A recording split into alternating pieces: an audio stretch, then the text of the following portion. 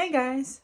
Obviously, naturally, if I created a video in which I talk about the things that make me feel loved, I have to make one that corresponds to that as well, but in the opposite manner. And that is the stuff that people do that doesn't make me feel loved. And I can tell that this is going to be a more of a sadder video, but also it's probably going to be one of the most rewarding ones because I feel like I need to let this out. And it's possible that some of us don't even realize that we're doing this. Some of us don't realize that we're going through this. And some of us simply cannot even see it unless someone else brings it up. Because the moment that it's going down, you're not really thinking about it. And that's what this channel is all about, talking about the things that don't get talked about. The first thing I can mention, this video is probably going to mirror the other one in that, well, obviously, if you do this and it makes me feel loved, then if you don't, it doesn't make me feel loved. But I'm going to try to be more expansive on it. The first thing has got to be lacking patience. And it's very simple. I personally am guilty of doing this. There are some people who I just do not care to have the patience for. And it hurts me to be that way. I'm not trying to justify it, but I'm definitely trying to explain what led me to becoming that. Let's say that someone close to me who I've had, say, clashes with, either recently or at any point, and something is just happening. Let's say that you need help learning how to use, I don't know, a fucking computer or your own phone. The tone that I use with you and the time that I set aside for you is going to be significantly different than if I'm helping someone who's a little foreign to, I guess, my personal life. And I'm not proud of that because I feel like I should be treating this person better because they're closer to me and they have a more important spot in my life. But even if we're involved personally and you have been treating me poorly, I'm not going to feel incentivized to want to help you with my nicest, sweetest, and kindest tone that characterizes me. I'm sorry. It's not me holding a grudge. It's I'm ready to be done with you.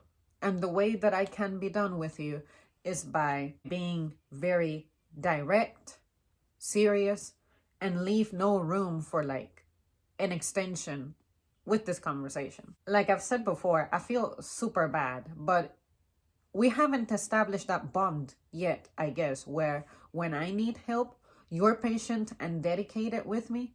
Why would I be patient and dedicated toward you when I have always been, but I'm reaching a limit? At that point, I guess I can say that, yeah, sure, I still love this person, but until we get on the same page about that, I'm not going to change my behavior towards you. I just don't know why you have to lack patience. But for me, the way that I experience it more often is, you guys know what some of my scars are emotionally and mentally. Yes, I do talk about that a lot because unfortunately it shaped me for a long time. You should see that as the ultimate reward, which is I am letting you in on the more intimate details about my life. But for some reason, you want to snap at me and be like, I mean, we already went over this. We already talked about this. Well, maybe if I'm repeating myself, it's because there is something that you missed the first time because I just said something and your reaction alluded to not remembering. I can read that shit. But if you are not patient with someone, you're not loving them. Period. Since I have mentioned tone, that is another thing that matters to me. If you're someone who loves me, I'm pretty sure that your tone is never going to exceed a specific one. You will never yell at me. You will never shout at me. You will never snap at me for any goddamn reason. And you know why I can say that confidently? Because that's how I am. I have never snapped at someone, and the only times I have is because I was defending myself. It's always me fucking defending myself from another person losing their shit. Because I know that I'm a really kind, calm, chill, natured person. But if you upset that, just know that that can go to hell because it's a human ability that we have. Under no circumstances is that permissible. Is that tolerable. If you're not using a nice tone from the get-go, I just don't have to deal with you. I used to be that person who I would try to deal with you until the very end, but that shit was painful and draining and damaging. It's just not right, because if I do that, I feel like I'm rewarding your emotion at the expense of mine. You need to learn to be better and do better with your fucking tone. Period. Of course, this goes without saying, but I'm going to say it, and it is gaslighting. It is unbelievable how big an issue that is. Denying or refusing the truth and trying to make you sound like you're the one who's the monster in the wrong. Like, no, you got other issues. I definitely have a video pending about gaslighting, so look forward to that. This is gonna be my favorite one to discuss. But one thing that I experienced a lot as well is reproaching. I don't understand the people who can do that, who think about that, who end up doing that to you. That is incredibly disrespectful. If you do something because that's what you want to do, feel like doing at that moment in time. You do it, it gets taken care of, it gets indulged on, and you leave it at that. But I have met people who they'll do something for me, and let's say that I don't necessarily reciprocate the favor because I either cannot, or it hasn't come up, or it hasn't occurred to me, whatever the reason is. And the person will reproach me for that. The best example I can give is, let's say that we go out and you get something, but I don't get you anything. And then eventually I go out by myself and I get myself something. And you find out that I got myself something. And you get upset that you were able to get things for me, but I'm not getting you anything. Why are you reproaching me for that? Like, why? To me, that tells me that you're doing something because you're expecting something. And that's terrible. You don't know what my situation is. You don't know maybe other ways that I may have thought about giving back, but you don't see it that way because your values are different from mine. Anything like that, you just don't do that. You never reproach anyone for anything. Being rejected often is particularly painful for me. And what I mean by this is that I don't think that I'm someone who expects that I need to be told yes all the time. It's reasonable to be rejected for certain things, certain times. But when it becomes a pattern, a cycle, that's when it starts becoming painful.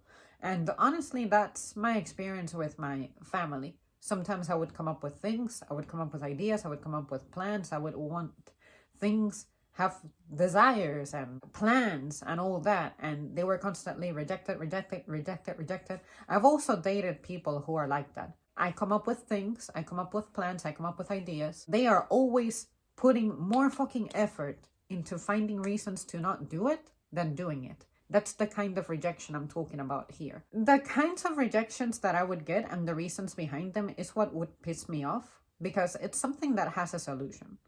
But you're not working with me to implement a solution so that we can indulge on this together. That is incredibly painful. It makes me feel like you're not interested in anything that I'm doing, planning, wanting. But going back to the note of reproaching, let's say that for whatever reason, I end up indulging in those plans by myself, or I figure out a way to fucking do it. That person's going to get mad at me for being able to do that and not counting them in. That is exactly what I have been trying to do this entire time. But now you are mad because I was able to do it, I guess, and you wanted to see me not doing it. I don't think like that. I don't know what the mentality of a person who does that is. I wish to understand it. If you guys know it, if you're that person, or if you have been through this as well, please explain to me. Share with me your story, your experience, because I don't fucking get it. It's not something that torments me anymore, fortunately. There is a lot that I can tolerate now and ignore without letting it affect me. And I am incredibly forgiving now, but I just want to get to the bottom of it. Where does this kind of behavior originate from? And while on this note, let's say that we do schedule ourselves to do something. For some reason, it takes the little fucking smallest of anything to land in your eye for your plans with me to be the first ones to go. That used to happen to me so fucking much. Let's say that we had planned an activity together. We never get to do anything, right? Let's just say it. We never get to do anything because our schedules are so fucking different or whatever it is. We plan something, and then on the days leading to it or the day off, you dismiss my fucking plans. You dismiss your fucking plans with me because something else came up. Why? Like, unless someone is like literally dead, like, I don't think that anything can happen to where you have to like cancel plans like that. That is incredibly rude, incredibly disrespectful. And don't get me wrong, I can understand this happening from time to time. Sometimes the universe does align itself for that type of thing to happen. My issue is when this is your life. This happens all the fucking time. That is when it gets annoying. That is when it gets irritating. That's when it gets frustrating and disappointing. And that's when it feels like you are not loving enough or at all. And while on that note too, similarly, not being talked to in a timely manner.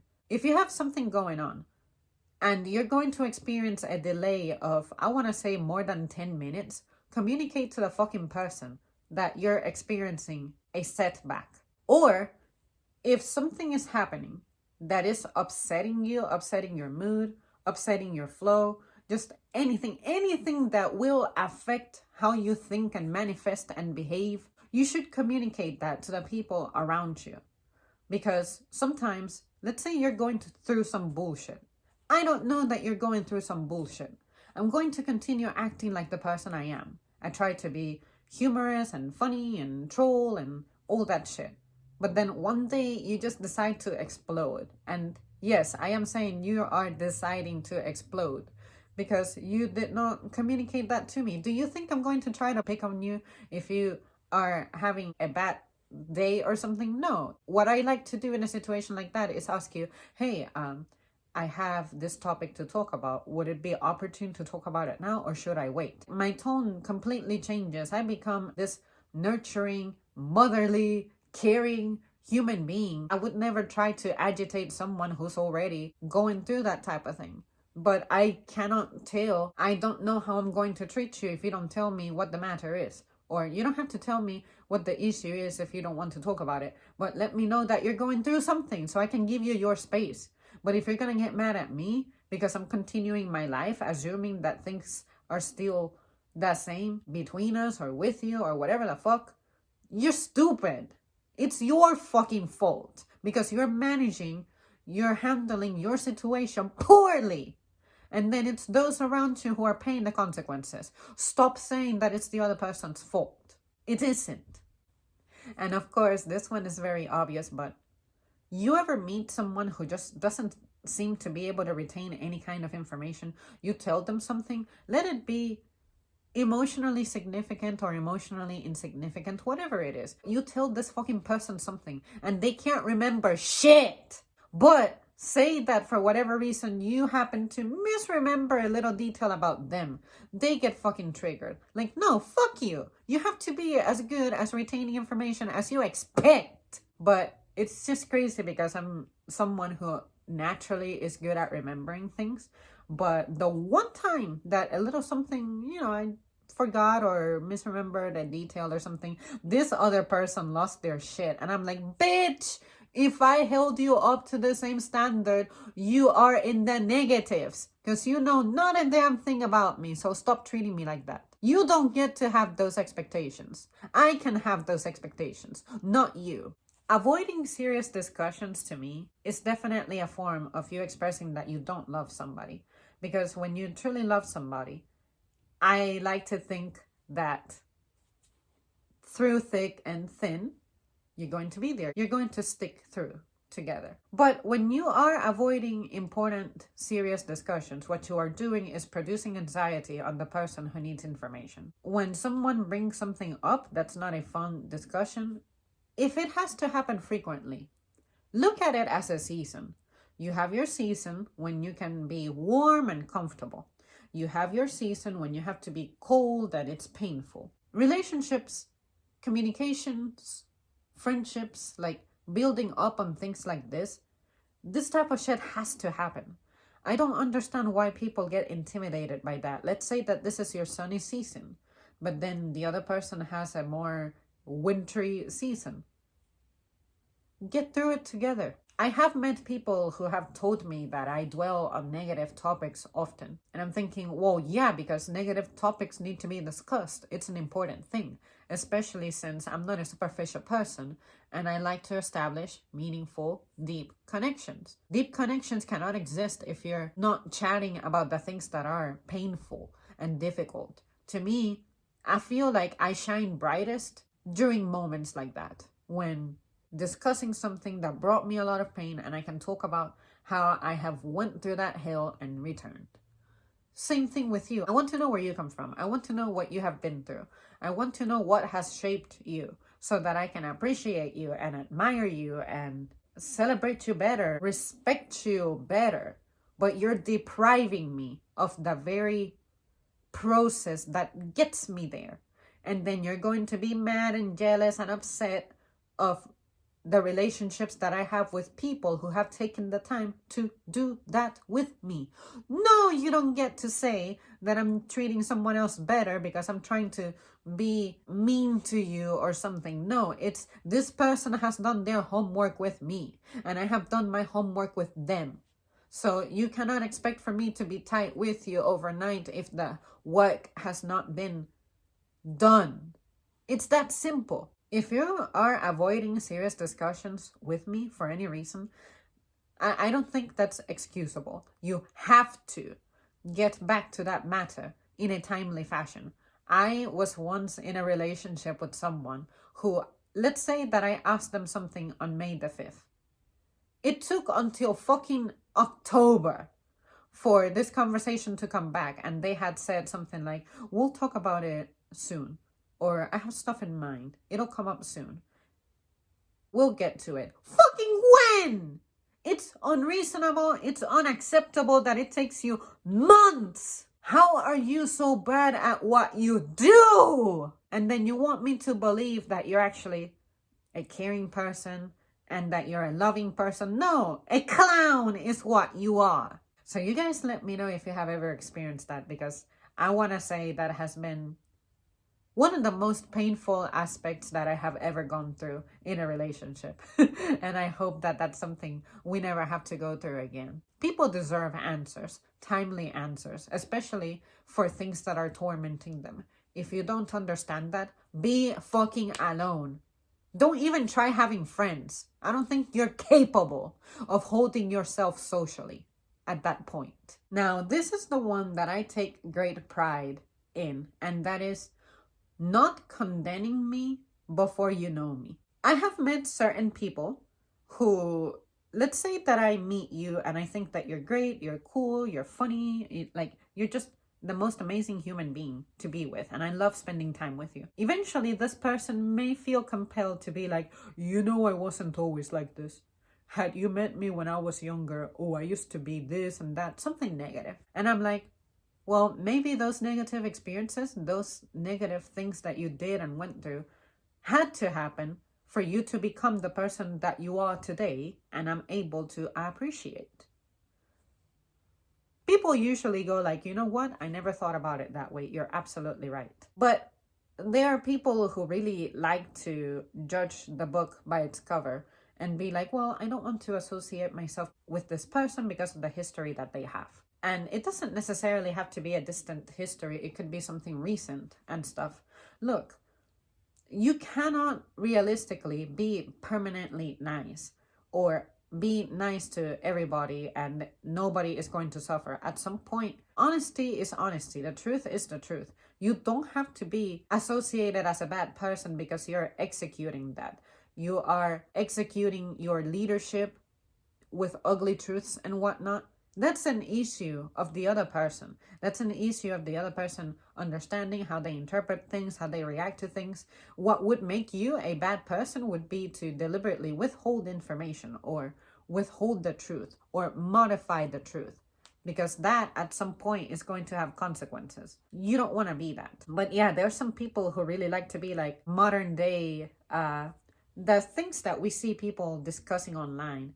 It's like, oh, you're a man, you're inherently someone aggressive, violent, brute, stuff like that. Stop having preconceived opinions about people. Get to know them yourself, because I find that sometimes you don't meet someone directly. You tend to meet someone from a secondary source, and this secondary source has certain thoughts about that person, and the thoughts that this person has about that person are the first impressions that you get about that person. You really need to learn to be objective and get to know that person individually, because maybe this person you're getting the secondary information from is actually that problem, but they're presenting to you the story from their perspective, and that's going to confuse you, because you're going to meet that person and be like, why am I not experiencing all the things that this other person was saying? That shouldn't have to be said, but I have met people who do that. It's like, oh, I have heard that this person and that person is an asshole, so you need to be careful. I've seen you maybe talking to them or something. What? What? No, that bad experience is between you and that other person, not me and that other person. Leave me out of it. Another thing I can say makes me feel like I'm not loved is when you're not attentive. Please, if you see me busy and you know that there's something pending and you can do it, just fucking do it. If you see it, own it. That's how I go about life. Or say if I have things to take care of here at home, I don't know, anything. If you see something, don't condescendingly be like, you missed this or this, that, and the other. If you're going to criticize someone over something that's not getting done, ask yourself, what the fuck have I done to alleviate this person? What the fuck have I done to try to make the situation better? Am I just being an empty complainer, an empty whiner, or have I actually been involved, but this person is somehow still not getting it together? That's different. A world of difference. But please be fucking attentive and try to actually make decisions that benefit me directly, as opposed to you make decisions because it makes you look good, but in the end it's not really benefiting me, even though I'm the subject at hand. That doesn't make any fucking sense to me. If you see it, quietly own it. And trust me, I will notice and thank you for it. If your concern is that you're not going to be appreciated, I'm a very fucking appreciative person. And you know it. Don't use that as an excuse. And then finally, the last thing I had in mind was not putting effort. To me, there's nothing more painful than I'm giving my best, I'm doing my best within what is permissible based on my circumstances. And then another person puts forth like the most minimum ass insignificant effort, and they try to claim like that is the best effort in the world. No. I know you. I know this. I know the situation. I know the matter. I know how this can be dealt with. You can never trick me into believing that you're putting forth maximum effort when you're not. So don't travel down that road with me. Don't travel down that road with me, because you will activate my most critical thinking.